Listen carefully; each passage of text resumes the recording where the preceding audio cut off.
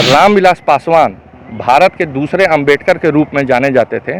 आज उनको एक साजिश के तहत उनको फ्रीज करा दिया गया है। तो ये संख्या बल बचाने के लिए चुनाव लड़ रहे हैं। अगर विकास के मुद्दे पे लड़ना चाह रहे हैं तो अकेले मैदान में आ जाए, देख लिया जाए किसको कितना मादा है, कौन शेर है।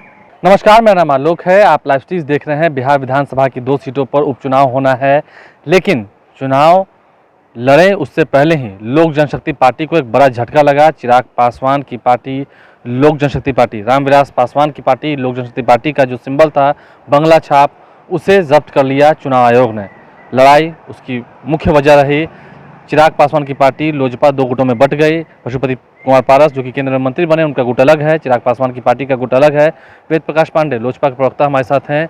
चुनाव चिन्ह जब्त हो गया, इरादे ढिलमिला गए या अभी भी चुनाव लड़ना है? किसके इरादे ढलमला गए? अगर हमारा इरादा ढलमला जाता तो हम ये संघर्ष का रास्ता क्यों चुनते? और आप देख लीजिए ना, मलाई काटने वाले लोग सिर्फ उस गुट में हैं। इस गुट में 95% लोग हैं चिराग जी के साथ। जहां ओरिजिनल लोक जनशक्ति पार्टी है, जहां सच्चाई है, जहां रामविलास पासवान जी का आदर्श है, जहां रामविलास पासवान जी का सपना है, हम लोग संघर्षशील इंसान हैं। कल तो पशुपति कुमार पारस ही कह रहे थे कि उन्होंने ही चुनाव आयोग से ये दरखास्त किया था, अपील की थी कि पार्टी के सिंबल को तत्काल किसी को न दिया जाए। देखिए, आप लोगों को याद होगा कुछ दिन पूर्व उन्होंने एक और मीडिया चैनल पे ये बयान दिया था जब पार्टी टूटी थी। तो उन्होंने कहा था, जब मीडिया कर्मी ने पूछा कि पार्टी तोड़ने में सर और किन लोगों का हाथ था, तो उन्होंने स्पष्ट कहा था कि हमारे साथ ललन सिंह जी का भी सहयोग था पार्टी को तोड़ने में। तो मेरा मानना ये है कि पार्टी का सिंबल जो फ्रीज हुआ है वो पार्टी का सिंबल फ्रीज नहीं हुआ है आलोक जी। वो आदरणीय रामविलास पासवान जी का सपना बंगला छाप, जो 20 सालों से अन्य राज्य में भी लोग जानते थे, जो रामविलास पासवान भारत के दूसरे अंबेडकर के रूप में जाने जाते थे, आज उनको एक साजिश के तहत उनको फ्रीज करा दिया गया है।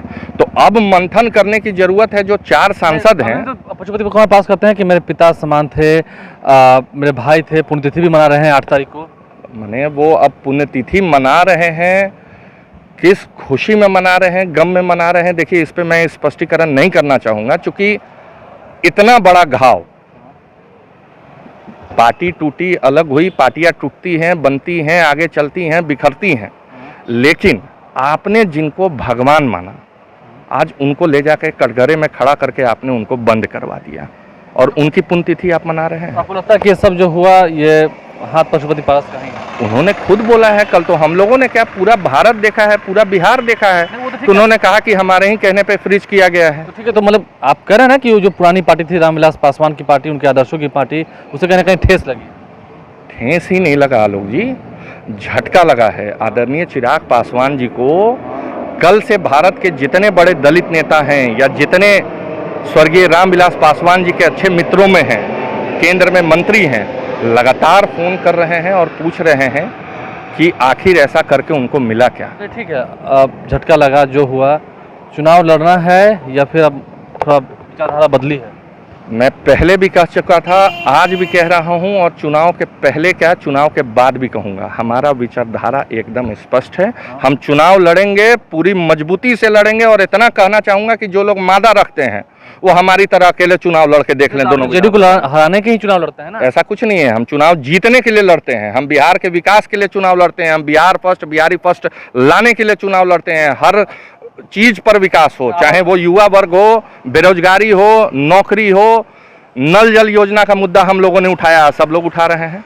तो मैं सिर्फ ये कहना चाह रहा हूं कि हम बहुत मजबूती से चुनाव लड़ रहे हैं और चुनाव जीतने के लिए लड़ रहे हैं। आपने कहा कि मादा रखते हैं, किसे कह रहे हैं कि क्या, कौन मादा रखता है? जो लोग चुनाव लड़ रहे हैं, आप देख लीजिए ना, ये पूरा जो क्रियाकलाप हुआ है, जिस तरीके से मिली भगत कर करके, प्रेशर दे करके चुनाव चिन्ह को अभी तत्काल रूप से तुरंत फ्रीज करा दिया गया, कहीं ना कहीं तो डर है, कहीं ना कहीं तो डर है। तो चुनाव चिन्ह क्या, हम तो निर्दलीय भी कैंडिडेट खड़ा करके समर्थन कर देंगे आदरणीय चिराग पासवान जी, तो उस कैंडिडेट को उतना ही मत आएगा जितना लोक जनशक्ति पार्टी आदरणीय चिराग पासवान जी के हाथ में। पास करें कि हम एनडीए गुट के लोगों के लिए प्रचार करेंगे, जो एनडीए के खेमा है उसके लिए प्रचार करेंगे? अरे एकदम करें, किसने रोका है? मैं उसी बात पे तो कह रहा हूँ कि ये तो उपचुनाव है, सरकार आपकी है, सरकार आगे चलेगी भी। भाई एक विधायक था हमारा, उसको भी तोड़ लिया गया, तो जोड़ तोड़ की तो राजनीति में ये माहिर हैं। तो ये संख्या बल बचाने के लिए चुनाव लड़ रहे हैं। अगर विकास के मुद्दे पे लड़ रहे हैं, लड़ना चाह रहे हैं, तो अकेले मैदान में आ जाए, देख लिया जाए किसको कितना मादा है, कौन शेर है। देखिए कौन शेर है, किसमें कितना मादा है, ये बातें तो तब तय होंगी जब अकेले मैदान में लड़ाई होगी। ऐसा कहना है लोजपा के प्रवक्ता वेद प्रकाश पांडे का। अब देखिए आने वाले समय में क्या कुछ बदलाव होता है, कैसे चुनाव लड़ते हैं, कैसे चिराग पासवान समर्थन देने जाते हैं और उसके बाद नतीजा क्या होता है, उस पर निगाहें टिकी रहेंगी। हमारे चैनल को सब्सक्राइब कर लें, साथ साथ फेसबुक पेज भी लाइक करें। इसके अलावा ट्विटर हैंडल पर लाइव स्ट्रीम को फॉलो करें। धन्यवाद। रामविलास पासवान भारत के दूसरे अंबेडकर के रूप में जाने जाते थे। आज उनको एक साजिश के तहत उनको फ्रीज करा दिया गया है। तो ये संख्या बल बचाने के लिए चुनाव लड़ रहे हैं। अगर विकास के मुद्दे पे लड़ रहे हैं, लड़ना चाह रहे हैं, तो अकेले मैदान में आ जाए, देख लिया जाए किसको कितना मादा है, कौन शेर है।